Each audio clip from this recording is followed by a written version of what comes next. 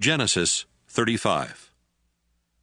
God told Jacob, "Return to Bethel, where I appeared to you when you were running from your brother Esau.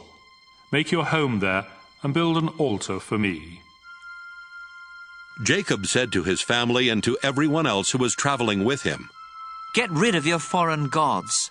Then make yourselves acceptable to worship God and put on clean clothes. Afterwards we'll go to Bethel.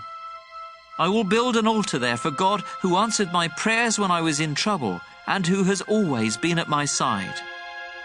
So everyone gave Jacob their idols and their earrings, and he buried them under the oak tree near Shechem. While Jacob and his family were traveling through Canaan, God terrified the people in the town so much that no one dared bother them. Finally, they reached Bethel, also known as Luz. Jacob built an altar there and called it God of Bethel, because that was the place where God had appeared to him when he was running from Esau. While they were there, Rebekah's personal servant Deborah died.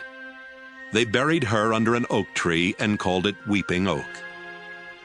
After Jacob came back to the land of Canaan, God appeared to him again. This time he gave Jacob a new name and blessed him by saying, "I am God all-powerful, and from now on your name will be Israel instead of Jacob. You will have many children. Your descendants will become nations, and some of the men in your family will even be kings.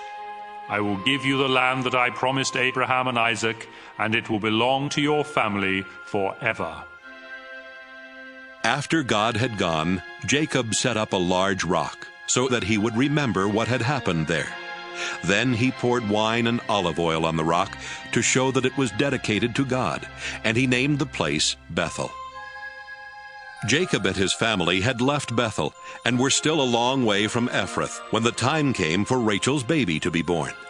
She was having a rough time, but the woman who was helping her said, "Don't worry, it's a boy." Rachel was at the point of death, and right before dying she said, "I'll name him Benoni." But Jacob called him Benjamin. Rachel was buried beside the road to Ephrath, which is also called Bethlehem. Jacob set up a tombstone over her grave, and it is still there.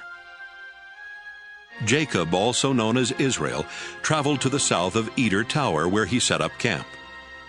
During their time there, Jacob's oldest son Reuben slept with Bilhah, who was one of Jacob's other wives, and Jacob found out about it.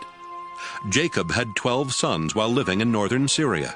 His firstborn Reuben was the son of Leah, who later gave birth to Simeon, Levi, Judah, Issachar, and Zebulun.